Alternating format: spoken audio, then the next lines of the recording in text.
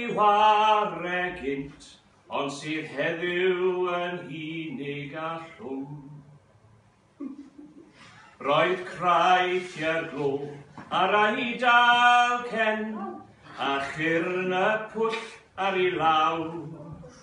Ac wrth iddo gerdded hyd lwybr y gwaith, fe glawai ryw laisiau o draw.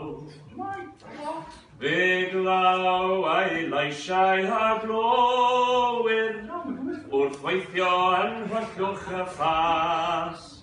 Halent i canolau denor mor fwyn, a Thomas yn cyd gan i'r bas.